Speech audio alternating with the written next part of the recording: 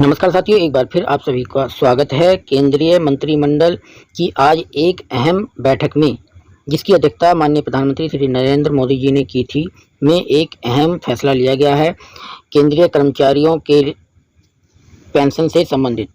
केंद्रीय मंत्री वैष्णव ने बताया कि आज केंद्रीय मंत्रिमंडल ने सुनिश्चित पेंशन प्रदान करने वाली सरकारी कर्मचारियों के लिए एकीकृत पेंशन योजना यूपीएस अर्थात यूनिफाइड पेंशन योजना को मंजूरी दे दी है। तो इस पेंशन में क्या क्या महत्वपूर्ण है, इसमें हम चर्चा करने वाले हैं, देखने वाले हैं। तो पेंशन में 50% सुनिश्चित पेंशन योजना का पहला स्तंभ है। दूसरा स्तंभ सुनिश्चित पारिवारिक पेंशन होगी। केंद्र सरकार के लगभग 23 लाख कर्मचारी एकीकृत पेंशन योजना यूपीएस से लाभान्वित होंगे। कर्मचारियों के पास एनपीएस और यूपीएस के बीच चयन करने का विकल्प होगा। सबसे महत्वपूर्ण चीज़ यह है कि एनपीएस को ख़त्म नहीं किया गया है, एनपीएस भी जारी रहेगी और यूपीएस भी जारी रहेगी। ये कर्मचारियों के ऊपर ऑप्शन होगा कि वे एनपीएस को सेलेक्ट करते हैं या यूपीएस को सेलेक्ट करते हैं। दोनों में से एक को सेलेक्ट करने का उनके पास ऑप्शन होगा। इसके क्या क्या मेन पॉइंट हैं, क्या क्या मुख्य विशेषताएं हैं, इस पर भी चर्चा कर लेते हैं।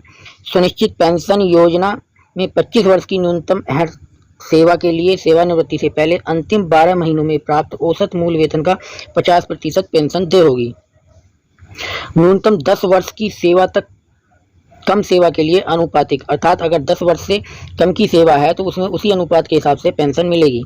कर्मचारी की मृत्यु से ठीक पहले की पेंशन का 60% सुनिश्चित पारिवारिक पेंशन मिलेगी। अर्थात यदि कर्मचारी की मृत्यु हो जाती है तो उसकी पत्नी को मिलने वाली पेंशन उसकी पेंशन का 60% होगी, अर्थात पारिवारिक पेंशन के रूप में मिलेगी। फिर न्यूनतम 10 वर्ष की सेवा के बाद सेवानिवृत्ति पर अगर 10 वर्ष की सेवा कर ली है तो सुनिश्चित 10,000 रुपये की पेंशन प्रति माह की दर से मिलेगी, अर्थात 10 वर्ष की सेवा पर 10,000 रुपये प्रति माह की गारंटेड पेंशन प्राप्त होगी। इसके अलावा मुद्रास्फीति सूचकांक, सुनिश्चित पेंशन, सुनिश्चित पारिवारिक पेंशन और सुनिश्चित न्यूनतम पेंशन पर सेवारत कर्मचारियों के मामलों में औद्योगिक श्रमिकों के लिए अखिल भारतीय उपभोक्ता मूल्य सूचकांक AICPIW के आधार पर महंगाई राहत दे होगी, अर्थात पेंशन पर डीए भी प्रदान किया जाएगा। इस तरह से पेंशन 50% प्लस डीए के जोड़ के अनुसार मिलेगी।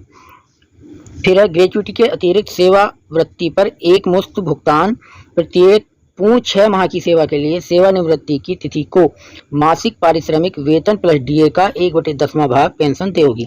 अर्थात अगर किसी की सेवा 10 वर्ष से कम है तो उसकी पेंशन की गणना जो की जाएगी वो वेतन प्लस डीए को जोड़कर उसका जो 1/10वां हिस्सा बैठेगा उतनी उसे पेंशन दी जाएगी। इस भुगतान से सुनिश्चित पेंशन की मात्रा कम नहीं होगी। राज्य सरकारों को भी यूनिफाइड पेंशन स्कीम चुनने का विकल्प दिया जाएगा। अगर राज्य सरकारें यूपीएस चुनती हैं तो लाभार्थियों की संख्या करीब 90 लाख हो जाएगी। राज्य सरकार को ये ऑप्शन दिया जाएगा, उनकी इच्छा पर है कि वे यूनिफाइड पेंशन को चुने या एनपीएस को ही रहने दें। सरकार के मुताबिक एरियर के लिए 800 करोड़ रुपए का खर्च आएगा। पहले साल में सालाना लागत में करीब 6,250 करोड़ रुपए की बढ़ोतरी होगी। यह योजना 1 अप्रैल 2025 से प्रभावी होगी। केंद्र सरकार के कर्मचारियों को नेशनल पेंशन स्कीम एनपीएस और यूपीएस में से किसी एक को चुनने का विकल्प दिया जाएगा। जी, मैं पहले भी ऊपर बता चुका हूं कि इन दोनों में से किसी एक को चुनने का विकल्प होगा। कर्मचारी किसी को भी चुन सकता है, एनपीएस या यूपीएस को। मौजूदा केंद्र सरकार में एनपीएस सब्सक्राइबर को भी यूपीएस में स्विच करने का विकल्प दिया जाएगा।